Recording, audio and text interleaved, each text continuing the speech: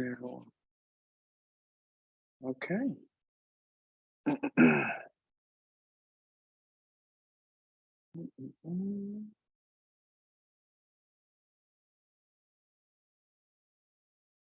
see once people start coming in.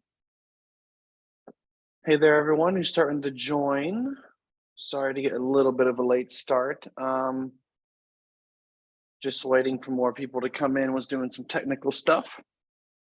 And then we'll wait a couple minutes here and then we will get everything started here. So.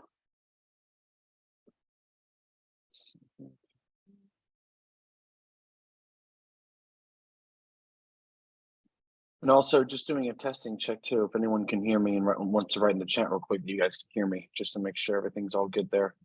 Would be very helpful, thank you.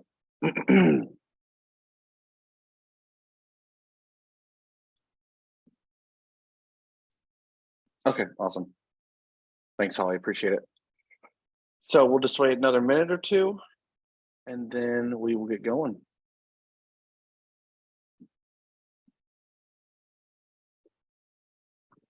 Okay. So, let's see what we have here today. Sorry if my hair's a little bit crazy. I had a bad hair day today.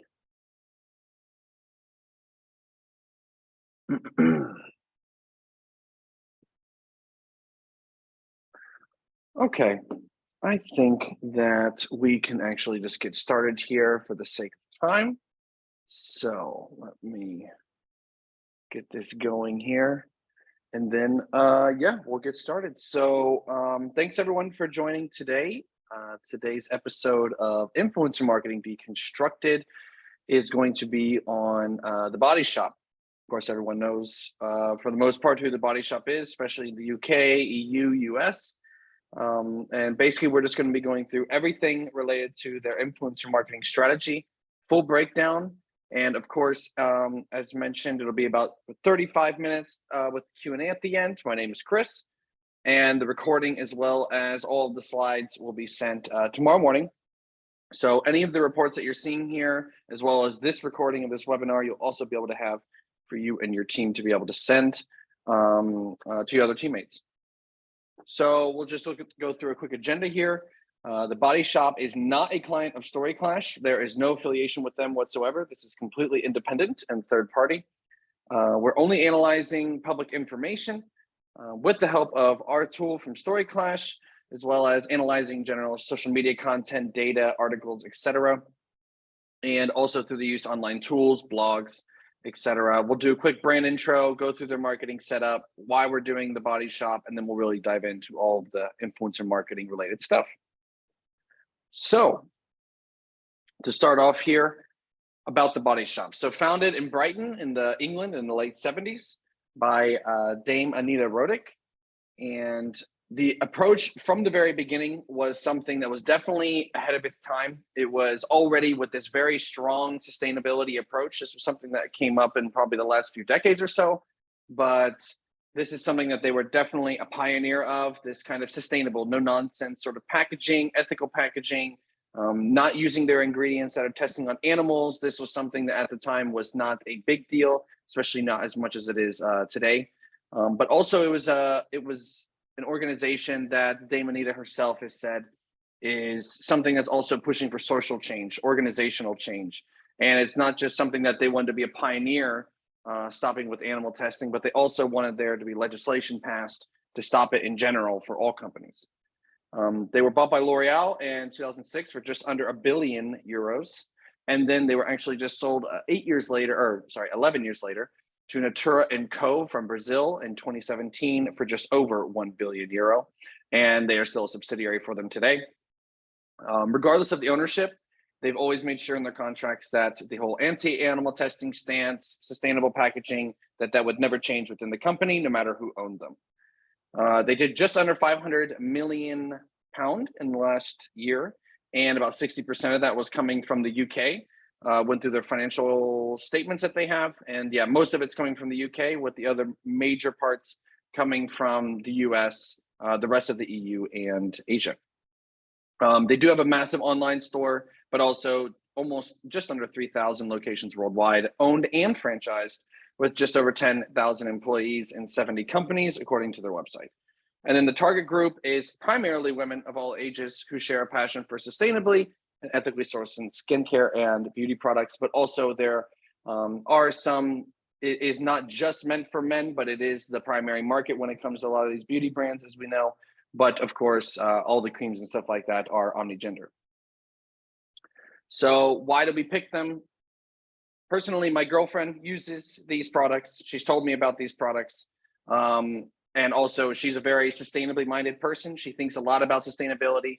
She thinks a lot about how it's packaged. Do they do animal testing? She takes a lot of effort into this, and she always buys the Body Shop stuff.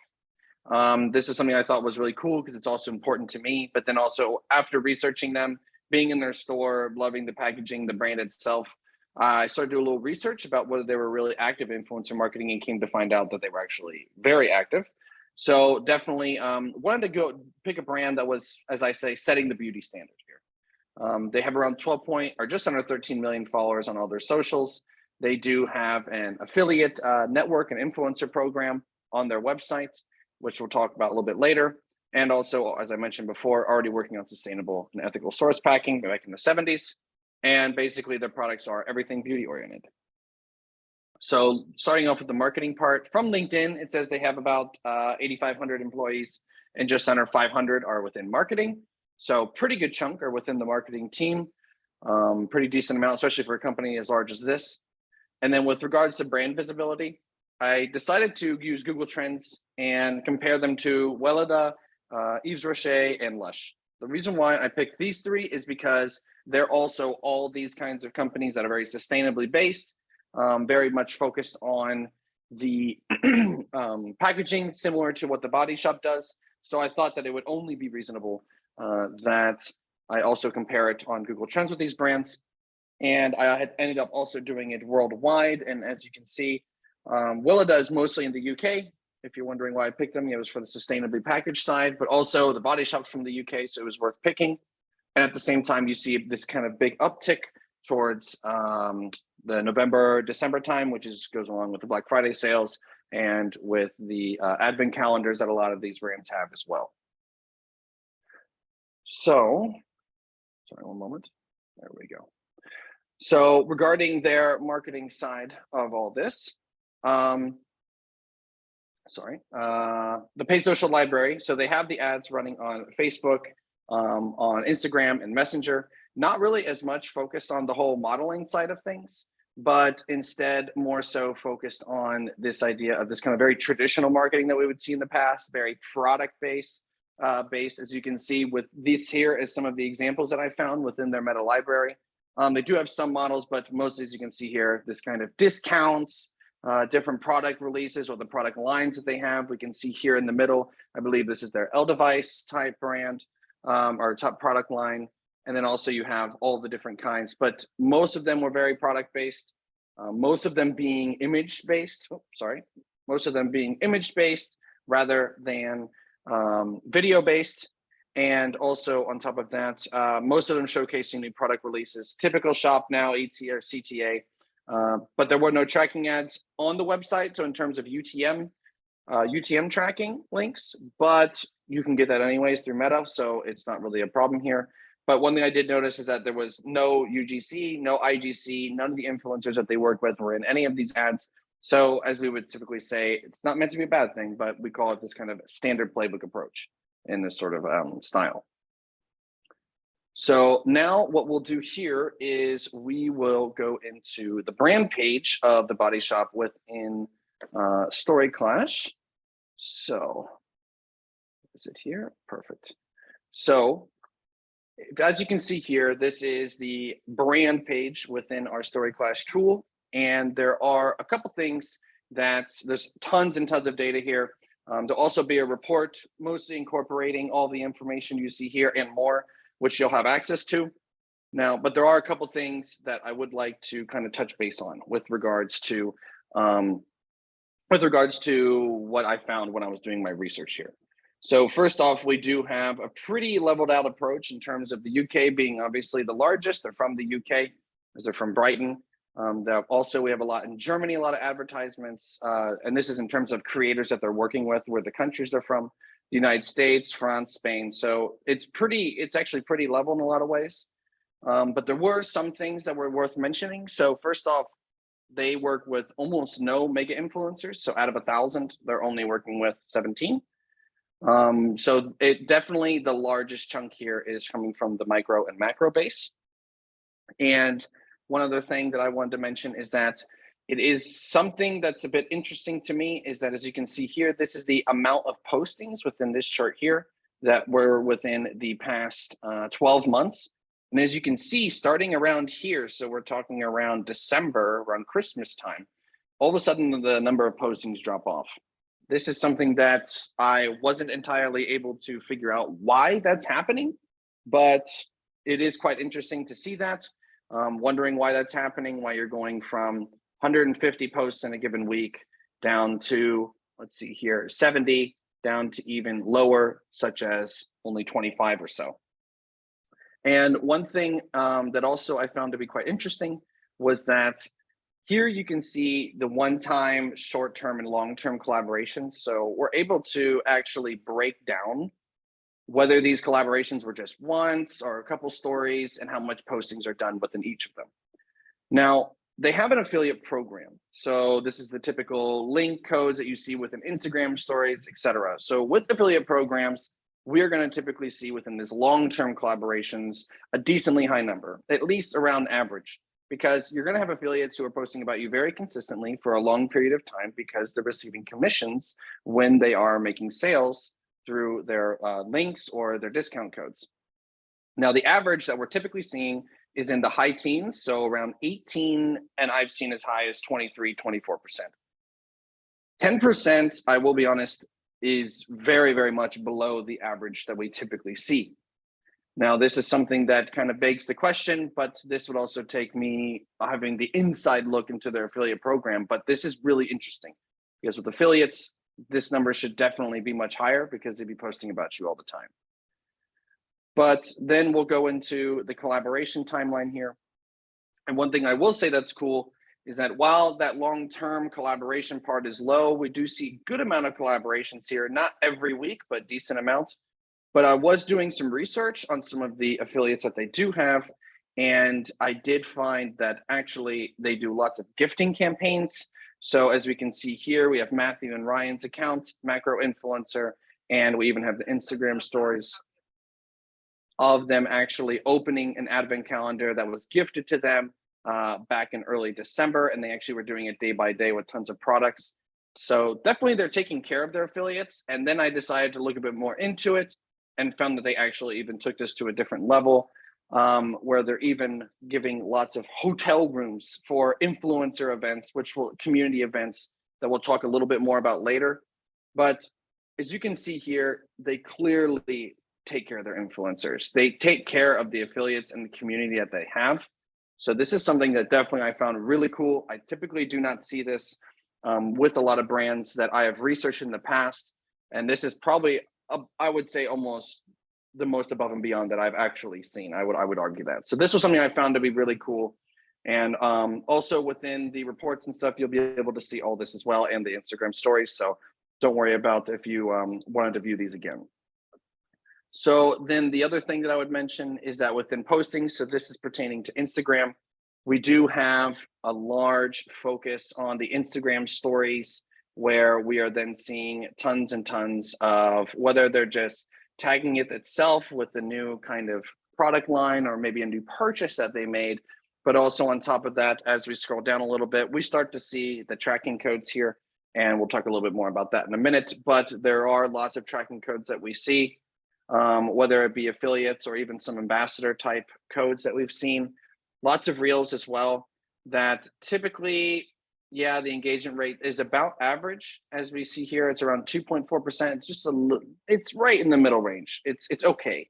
But yeah, as we mentioned, or as I mentioned, they are primarily working with micro and macro influencers. So actually with the 2.4% engagement rate, that's actually a little bit low. Typically with micro and macro influencers, you're talking into the high 2s, mid 3% range, even higher at times.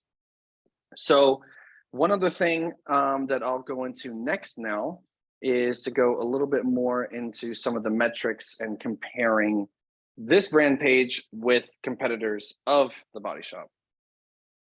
So one thing here is I compared it with Cult Beauty and with Maybelline. And looking at the two things that we'll compare here are the engagement rate on branded postings and the average pieces of content per creator that they're working with. So I showed you the creator timeline of The Body Shop before, and you can tell definitely by looking at these two that Maybelline and Cult Beauty are very, very much more on this sort of long-term collaboration side. They are doing pieces of content, multiple pieces of content every single week of the year.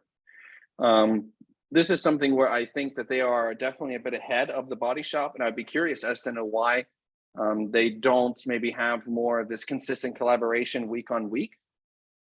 And also this ends up showing in the engagement rate of branded postings, as well as the average content pieces per creator, with Maybelline and Cult Beauty actually beating out The Body Shop on both accounts. So then looking at the insights here from a lot of the thing that we saw on the statistics page, but this is broken down as well with other brands. And I had to add a fourth brand. So in this case, I actually just added Bath and Body Works. They're relatively, in terms of the skincare and lotions and soaps and stuff, they're relatively along the same line as The Body Shop. And there's a couple of things that I wanted to point out here. So first off, Cult Beauty and Maybelline are right on the average that you see here with regards to the long-term collaborations. They're right in the average range, especially for their size. This is really good. And the average creator followers from Maybelline, Cult Beauty, and Bath and Body Works is definitely much higher than The Body Shop.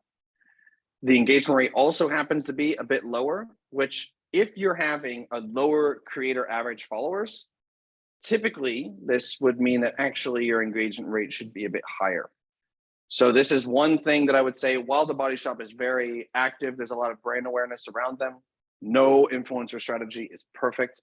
So this is definitely something I believe that they could have some improvement on with regards to having more long-term collaborations and then being able to bump up that engagement rate as well.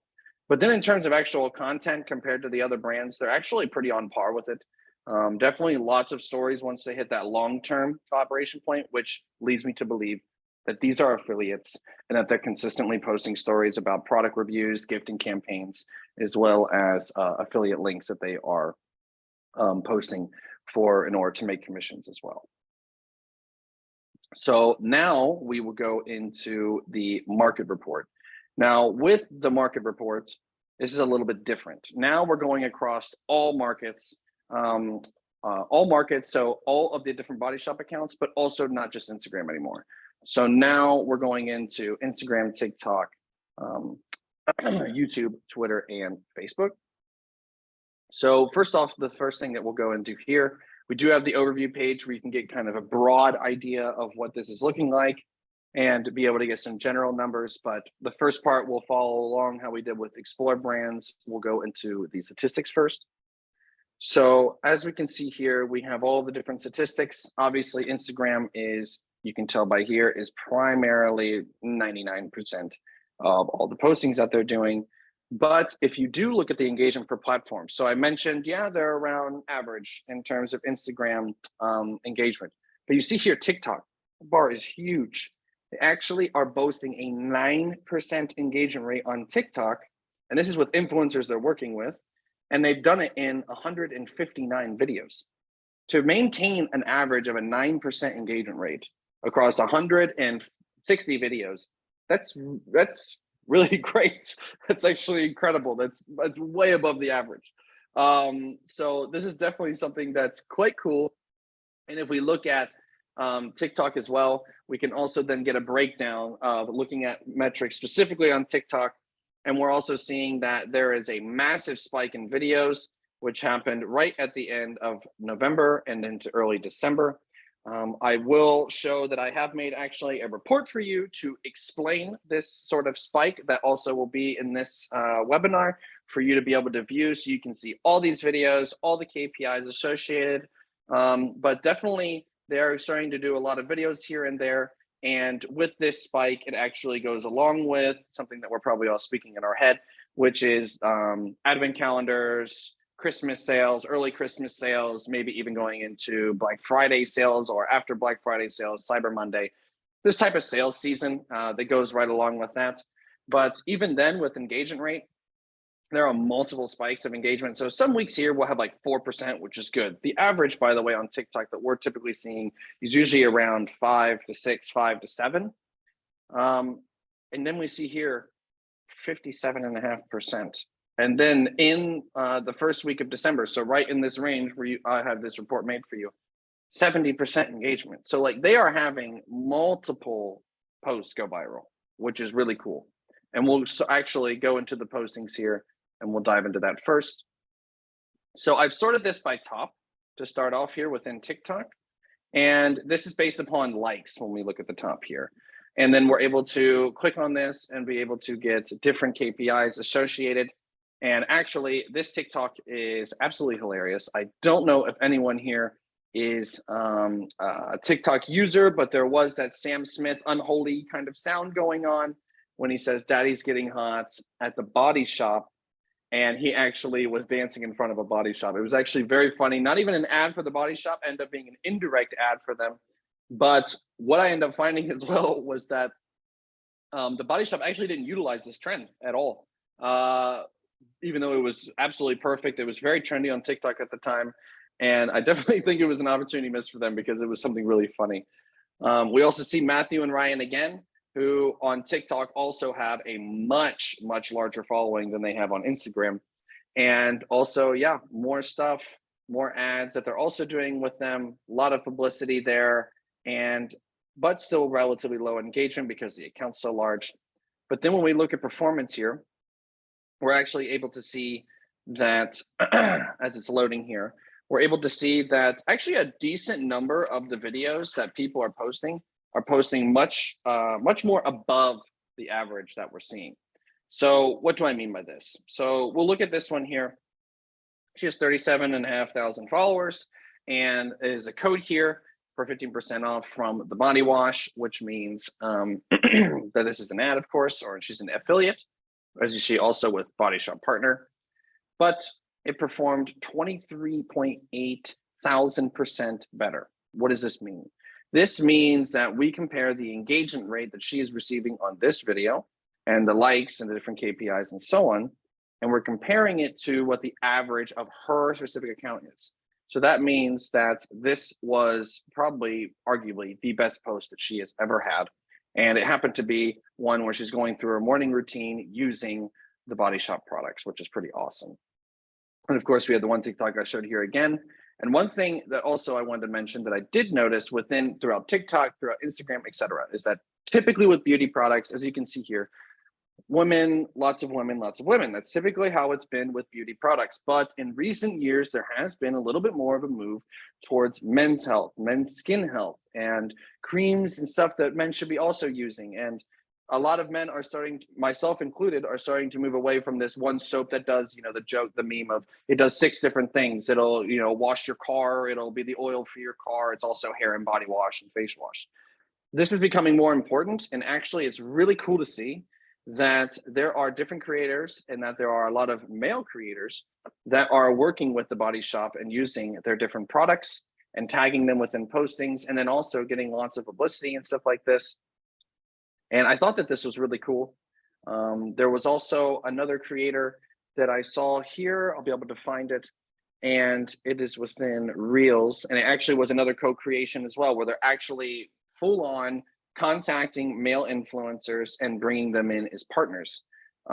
This is something that I also thought was really cool. It should be here under performance.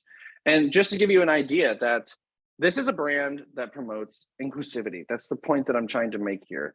This is a brand that is wanting to bring in more and more male influencers so that they would be able to,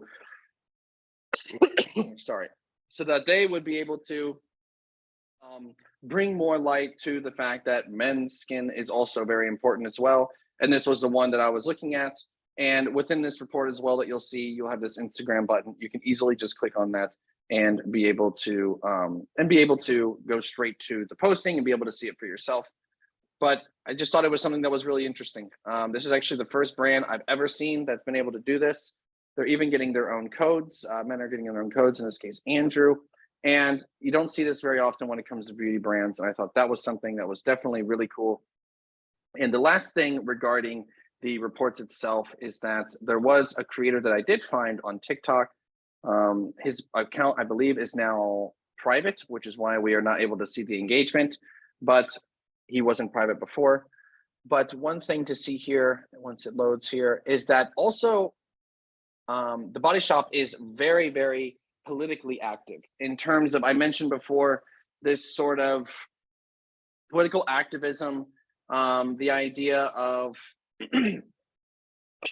sorry, the idea of making organizational change, the idea of wanting to change different things that we're seeing, and for governments to make changes for, so this is also in one way that they are being politically active. And this is also something that I thought was quite interesting.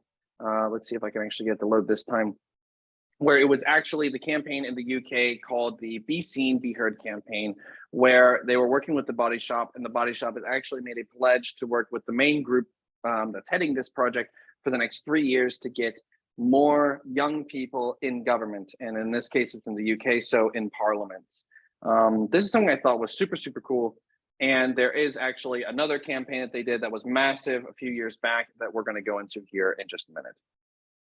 So all in all, this was the general ideas from the reports. You'll be able to get it here. And also, I made a report specifically about the BC Be Heard campaign and with the Body Shop. And I also attached another report here for you to be able to check out. And then with regards to engagement, when it comes to the other postings, of course, TikTok brings up the average engagement rate, and they are actually getting around 30 million views, 50 million reach. I mean, it's good. It's actually quite good. So what key insights can we take from this real quick? Almost all the content coming from Instagram and TikTok, decent balance between Instagram stories, reels. And then the reels actually engagement rate is a little bit below average. Affiliates posting quite often, they're well taken care of. And there's also a lot of gifting campaigns, but there are also different types of UTM code types. I'll go into that in a minute. The engagement rate of TikTok is incredible. Largest spikes of the year coming around Black Friday advent calendar. And right there is the hyperlink for the report for you to be able to also check out that Christmas season report. So now we get into the juicy part of it. Their influencer strategy. What is it? How can we fully understand it? How can I break this down for you in the next 10 minutes or so? Well, we can break it down into 3 parts. The first one is, as I mentioned multiple times, affiliate and ambassador sales. The second one are the community events that they have, which comes with a lot of IGC, influencer generated content. And number 3 is the green campaigns. And if you are curious, that is Sadie Sink from, from Stranger Things. And she was part of one of the larger campaigns that the Body Shop has done. So first off, we'll go into the affiliate ambassador sales strategy. So starting off here, the promotion codes are not always used, but they will definitely be coming up during sales events or directly from the site, and not always from the affiliates themselves. So sometimes, every once in a while, with regards to the affiliates, you will see more generic codes. So it'll be like Your Body 20 was one that I saw. It's not actually linked to any direct affiliate, but it is one that the site has given that it's a general one, and they even advertise it on their website. But in terms of actual affiliates themselves, so the ones who are doing the links in their stories and these long-term collaborations, we aren't seeing that as often. A lot of times, whenever you're seeing this Andrew 20 or the other codes that I had showed actually has the names in it, this actually tends to be a direct brand partnership, which makes me lead to believe that this is more of the ambassador side rather than actually like the affiliate side of you get your own customized link and you just post them whenever you want. So discount codes range from anywhere from 10%. I actually did see recently that they do have kind of what they call an online outlet. So it's where a lot of the products are basically on sale for the most part is the best way to explain it. And even on Black Friday, they had massive sales upwards of 60%. But generally, we're seeing anything around either a flat number, £10 off, £15 off, or 10% off, 15% off, 20% off, but the 60 was just one time during the Black Friday season. So they track through affiliate programs. All links go directly to the Body Shop's website. So they're not using, I did not see anything regarding Our Style or Like to Know It, LTK. I did not see anything regarding that. All the links were going directly to the Body Shop site. But there was very heavy UTM tracking, which is a good thing. That means that they can directly correlate and understand where these collaborations are coming from, and they can really break down how well an influencer is performing, which is something that's very positive. Data management is king. And as we can see here on the top, we have one that is the one that is not an affiliate example. So this is a UTM source Instagram, UTM Medium Social, and then the campaign. This is actually Germany. They had this for other countries as well. So they had NL for the Netherlands, US for the United States, UK for UK. And you can even break down exactly which campaign it was, the organic social from the Edelweiss range, from an organic influencer. And right here is actually the influencer's handle in this case. So this is about as in-depth as you can get in terms of tracking, which in terms of understanding where the sales are coming from and how people are doing, the more the better. Maybe you're able then to understand which influencers in your community need more help from your affiliate team and so on. So then here we have ATM, source is from AWIN, and then the medium is affiliates, and we see the number of the campaign, and this is a relatively basic campaign approach in terms of when you're tracking an affiliate. And so findings and thoughts regarding this, it was coming from, did I actually skip a slide? My apologies, I skipped a slide earlier, that it is coming from AWIN. So AWIN is the #1 primary affiliate network that they are using. On their website, they are talking about anywhere from 8 to, I've seen upwards of 12% commissions. So I'm not exactly sure. It wasn't as transparent maybe as I thought it would be, because I saw on one part of the Body Shop, it said 8. I saw on AWIN that it could be 10 to 12. The numbers weren't really consistent, so I just put them both there. Typical affiliate tracking codes, monthly discount codes for yourself as an influencer, and then also access to these exclusive events, which is what I'm going to go into with the IGC part. Most of them are coming in through the typical affiliate links, but then within Instagram and TikTok, some of them, as an example, ambassador format, as I mentioned, like Chris15. I was also seeing this on a lot of TikTok captions as well. And they do have the general sales codes, as I mentioned before. And here are just some examples of 2 affiliate postings. This code is a little bit hidden, but you can also see it here. And those are the codes that I was using to find this UTM tracking. So then the general findings, typical approach, nothing too special in terms of the way that they're managing it. Now with the community events, it's a different aspect, but in terms of the join the program, join on AWIN, get the codes, stuff like that. But through doing some research, I did find that while it is a very direct way to sign up, I did find through some interviews with the people who are working within the Body Shop that they are very, very, very strict upon who they work with. This is good. You need to vet very harshly to make sure that the affiliates that you are posting your products, posting your codes, etc., follow what the foundations of your company are, which for the Body Shop is very strong sustainability approach, anti-testing or anti-animal testing approach, etc. Didn't really see any sort of briefings. It was more of everyone just posting their own things and with the product, and some were applying it, some were not. So it was kind of more of a freedom and letting the creativity sort of fly. Definitely organized gifting campaigns. I saw multiple times, as you saw in the one story I showed you with Matthew and Ryan, you see gifted on the top. And I saw it with many other postings as well. But the affiliate approach is by the book. They do a great job of organizing the gifting campaigns, because I found that, for example, the Edelweiss campaign, and for these other campaigns, there was a Jamaican hair oil campaign as well, that when you saw one post, you saw a bunch. You saw a bunch of stories, you saw a bunch of reels, you saw a bunch of postings on Instagram, and maybe even some on TikTok as well. This shows that they're very, very organized in terms of how they are conducting their campaign. They're making sure everyone's getting it around the right time, that everyone has their stuff, that the dates are set up, and that they tell you this is the time range that we want you to do it. And it also allows it to be much easier to track the data, but also to then make sure that there's kind of this wave that's going over the social pages, that a lot of people are seeing this, and it draws attention to these product lines. I thought this was really cool, and it allows for them to be able to use the campaign, the affiliates and their campaigns to really bring a lot of visibility to maybe a new product release or a restock, etc. So now we'll get into the second part, which is the community events. So I found tons and tons and tons of stories and some TikToks as well from the community events. And this was in multiple countries all over the world. It was really, they definitely are pushing this a lot. So upon joining their affiliate program or their loyalty program, which is called the Love Your Body Club, you can get access to exclusive events in your area.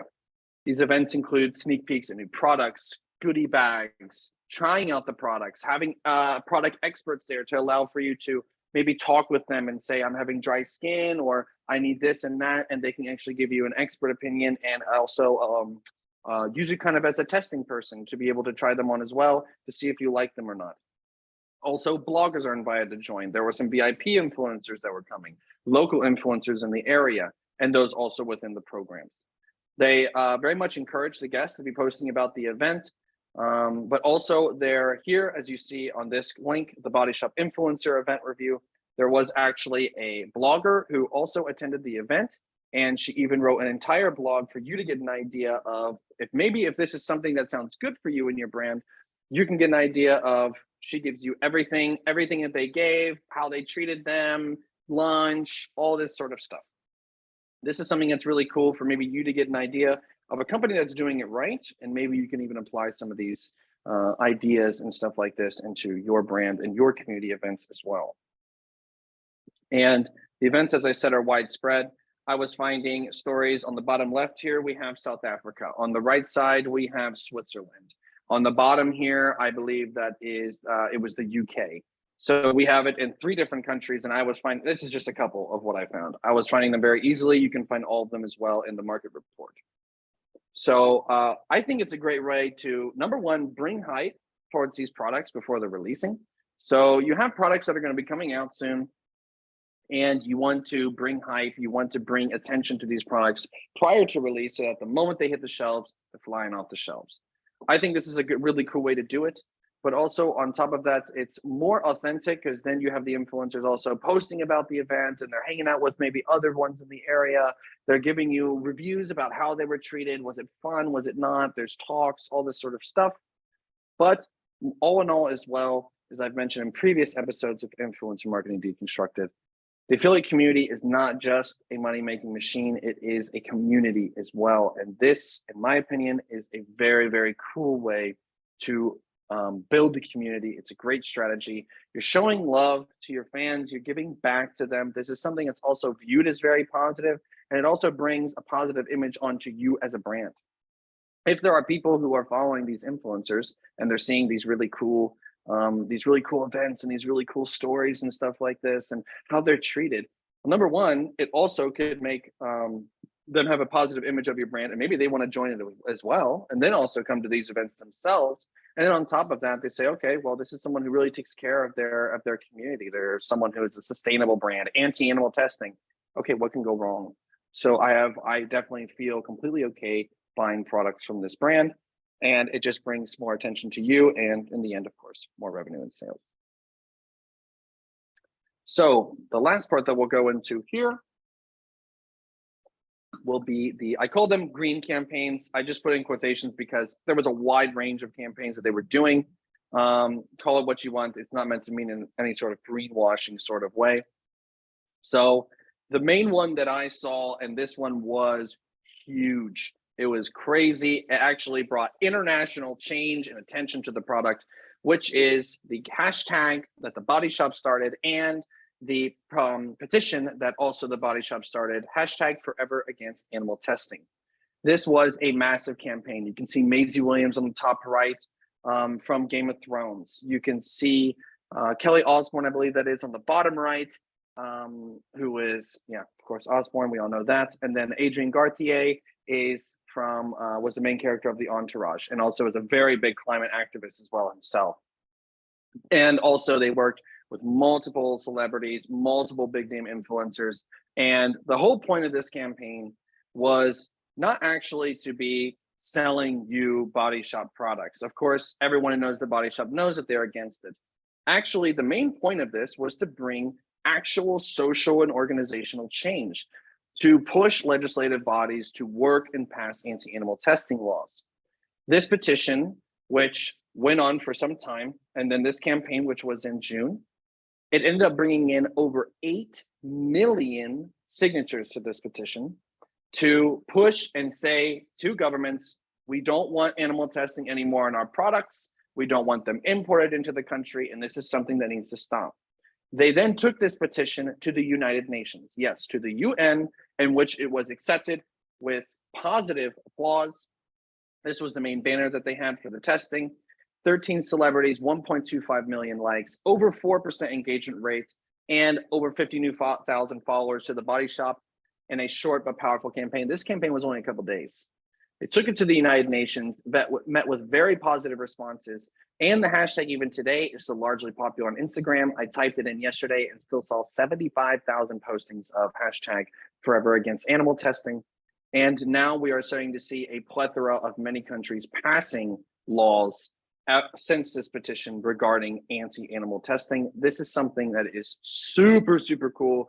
I have never seen a type of real organizational change campaign from a brand on this size. Typically, you're seeing this sort of general CSR, oh, we donated to this and to that, which is also a good thing.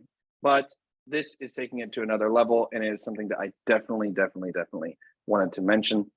And also, its goal has been achieved. It's bringing positive change in terms of many countries writing up or already passed anti-animal testing laws, especially regarding the beauty industry. So now we're going to break down and start to come towards the end here. And we have the owned media overview, my apologies. So basically across Instagram, TikTok, YouTube, and Facebook, they are really quite active.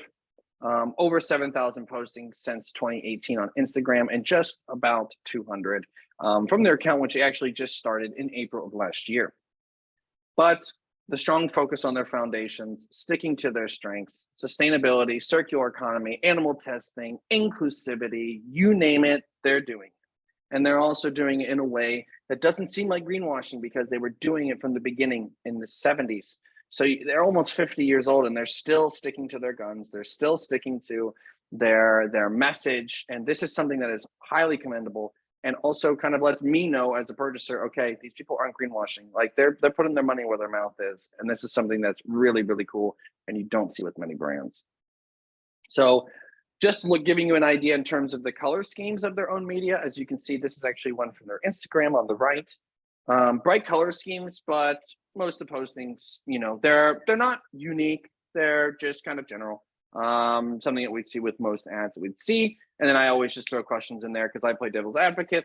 Can this be improved at all?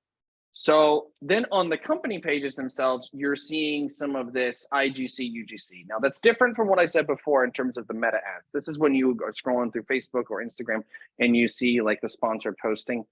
This is a bit different than that. This is actually on their company profiles. There is a decent amount of UGC and IGC, which is pretty cool. And of course, then with TikTok, they do have a relatively small account. They also have multiple accounts. They have an account for almost every single country. So all of them need some level of growth.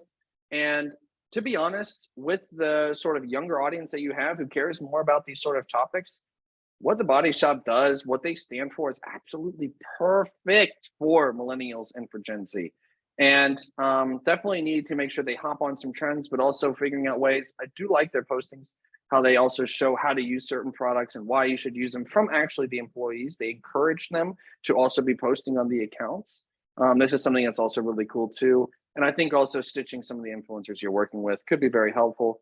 And of course, I made yet another report for you so that you can get a full overview of all of the media that they have posted over the past 12 months. So what do we now know? 3 main sources of influencer marketing: affiliate ambassador program, IGC from exclusive community events, and the campaign initiatives that align with their starting vision or the green campaigns, as I mentioned. The media approach, very product focused, UGC, IGC, very large TikTok following, or Instagram following, but a very small TikTok following. How can we improve this? What do we can find? What do we now know? Very low. I put it in bold and underlines again, because this should be the opposite with an affiliate program. So they seem to be treating their affiliates very well. They invite them to these events. You have this sort of community events and this inclusiveness. It really boggles my mind. I don't know what you guys think. If you guys have any ideas of why this could be happening, then feel free to write it into the chat. But definitely something I thought was kind of interesting. Very active postings and campaigns regarding animal testing and promoting a greener future for the beauty industry, though. This is something that is probably arguably the biggest plus for the Body Shop. So what do we still want to know? Long-term affiliate collaborations, as I said, are extremely important. They need to quickly figure out why they are not reaching the long term, why the affiliates do not stay for as long as maybe they should be, and how to rectify this issue, how to fix this issue, and how to keep their affiliates around for longer. Their TikTok work with influencers has been incredibly successful.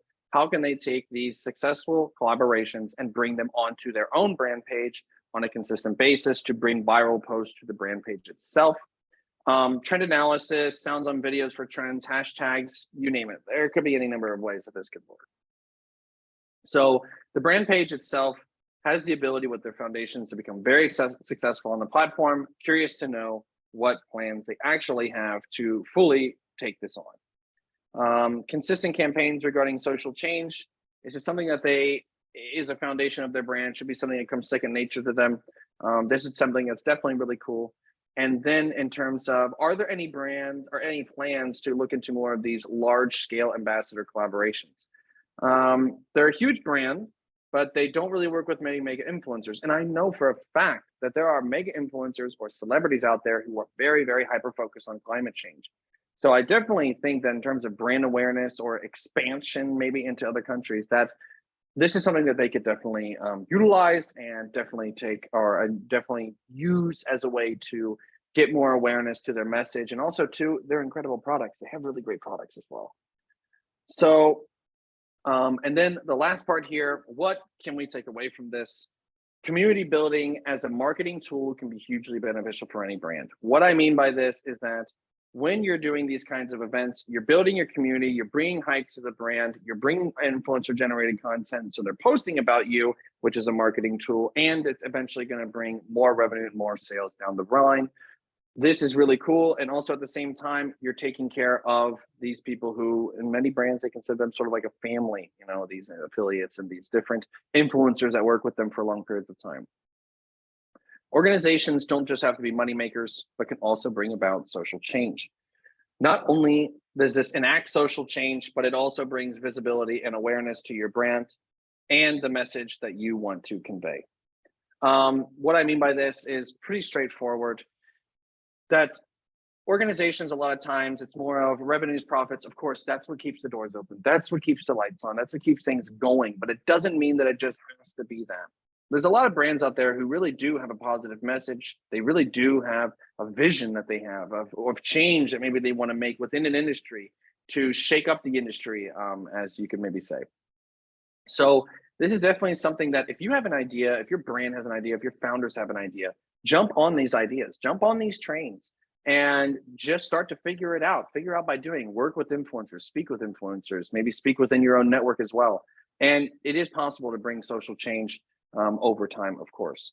For the Body Shop, you know, it took them almost 30 years to be able to really bring about anti-animal testing laws change. Today, the world moves a little bit faster than that.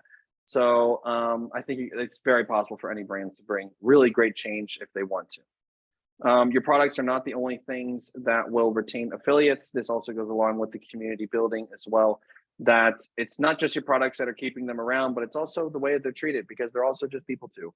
And we definitely tend to forget that sometimes. So then the last one, find your brand focus and make it your biggest asset. This is something that the Body Shop has done masterfully. They have been able to figure out what their main goal is, what their main focus is, which is sustainability, sustainable packaging, circular economy, and green, and also refillable packaging as well.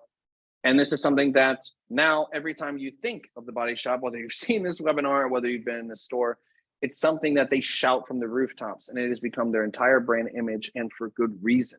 And they have stuck to that image as well, and they have also stuck to their actual message, and they also continue doing this, and they've made it, as I've mentioned, their biggest asset, and it has made them very largely successful because of it. So, sorry that I went a bit longer there, but this is the end. Of course, feel free to link with me on LinkedIn. Also, please give me some feedback. What brand should we be doing next? Did you like it? Did you not like it?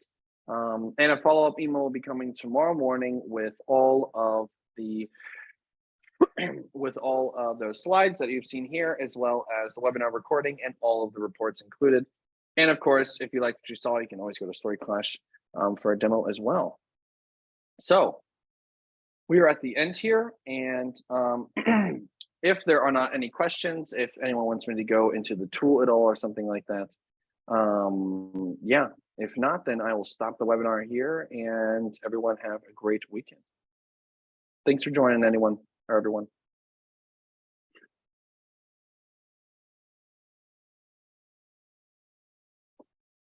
Okay, so it doesn't look like we have any questions here from who's left.